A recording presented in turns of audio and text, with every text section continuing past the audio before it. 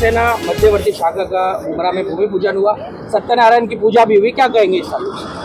क्या है कि आज शाखा का जो ओपनिंग तो पहले ही हो चुका था। हमारे ज्येष्ठ शिवसैनिक उनके माध्यम से, उनके हाथों से इस शाखा का उद्घाटन हुआ था और आज एक अच्छा दिन के हिसाब से आज सत्यनारायण की महापूजा की जाए। हिंदू धर्म की प्रथा है कि एक अच्छा शुरुआत करते हैं तो सत्यनारायण की महापूजा से करते हैं और उसी तरह से आज का दिन देख के हमने रोजा इफ्तारी का भी कार्यक्रम रखा है, जो शाखा के माध्यम से हर साल, इससे पहले होता था दिघे साहब हर रोजा इफ्तारी को आते थे, लेकिन इस बार बीच में थोड़ा उसका वो प्रथा खंडित हो गई थी, तो इसको हम लोग फिर से शुरू करेंगे और शुरू करेंगे। आज से ही शुरुआत है और आज रोजा इफ्तारी का कार्यक्रम है। मैं सभी हमारे मुस्लिम बांधवों से आह्वान करता हूँ कि आज इस रोजा इफ्तारी में शामिल हो जाए। तो बताना चाहूँगा, हमारे थाना से जो दिघे साहब के बहुत ही करीबी रहे हैं गिरीश भाई, वो भी आए हैं और खास करके उन्होंने मुमरा के लिए एक सरप्राइज लेके आए हैं कि जो दिघे साहब जो गाड़ी में बैठते थे, दिघे साहब जिस गाड़ी से चलते थे, वो गाड़ी आज यहाँ पर उन्होंने लेके आए और यहाँ पर खड़ी की है। एक बहुत ही सभी जो पुराने शिवसैनिक हैं, जो दिघे साहब से कनेक्टेड शिवसैनिक थे, उनको एक अलग उसका खुशी मिल रहा है कि आज दिघे साहब की गाड़ी को भी हम लोग दर्शन ले रहे हैं। और इससे पहले ये इस महाराष्ट्र में एक सबसे बड़ा मूर्ख आदमी है संजय राउत, उसने कहा था कि शाखा पे बुलडोजर चलाएगा। तो ये दिघे साहब ने 2000 में शाखा बनाई थी। दिघे साहब के माध्यम से हमको आदेश दिया था कि ये शाखा का पुनर्निर्माण करो, जब वहाँ वो शाखा तोड़ी गई थी रास्ता रुंदीकरण में। तो इस शाखा का आज सत्यनारायण की महापूजा के माध्यम से आज इसमें पब्लिक के लिए इसको ओपन किया है।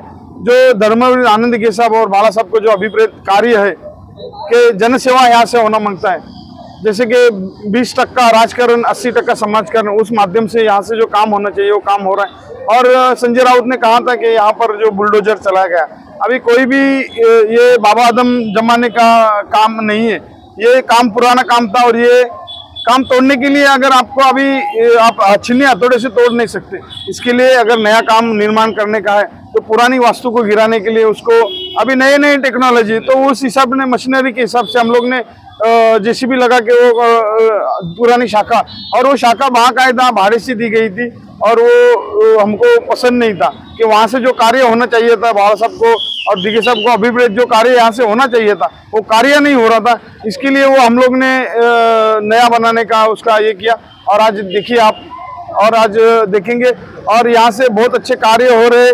सब पब्लिक को भी, जनता को भी, माँ बाप जनता को भी इससे समाधान हुआ है कि यहाँ से हम लोग को एक आशा की किरण जगी है कि अगर कुछ भविष्य में अगर हमारा कुछ भी काम है तो यहाँ से हो सकता है। गिरीश भाई, आने के एक डैशिंग लीडर आनंद दिघे साहब कोई परीक्षा के वो मोहताज नहीं है, आप उनके काफी करीबी रहे और मुमरा कौसा के शिवसेना समर्थकों को और दिघे साहब के चाहने वालों को आपने सरप्राइज दिया, उनकी गाड़ी आप यहाँ पर। आपको क्या कहेंगे? किसी को ज्यादा से मालूम नहीं, हम छुपा के रखे क्योंकि हमको रिफ्लेक्ट अच्छे नहीं रहते थे। मैं दिघे साहब के मौसी का लड़का हूँ जी। मैं 17 साल साहब के साथ में रहा और ये गाड़ी का ये है कि जैसा मैंने बताया कि राजन किरणी साहब ने वो टाइम में बताया था कि एक साहब को एक आरामदायक गाड़ी देने की मेरी इच्छा है, लेकिन मैं आर्थिक दृष्टि से मजबूत हो जाऊंगा तो मेरे तरफ से एक आरामदायक गाड़ी मैं साहब को दूंगा। इस बात में साहब ही नहीं रहे, तो कल ऐसा बैठा था तो याद आया, अरे गाड़ी टू गाड़ी कनेक्ट क्यों नहीं करने की। चलो गाड़ी के थ्रू से तो आज साहब नहीं देखे, गाड़ी के थ्रू से तो राजन किरणी साहब को आशीर्वाद देने को जाने का है। इनके लिए मैं उनको फोन करके बोला आपको मैं सरप्राइज देने वाला हूँ। इसके लिए आज ये गाड़ी के बहुत हकीकत है, तो ऐसा लगता है साहब है अभी तक। दिघे साहब से जुड़ा हुआ कोई किस्सा या कोई छोटी मोटी बात जो आपको याद हो? किस बारे में बताओ? बहुत से किस्से।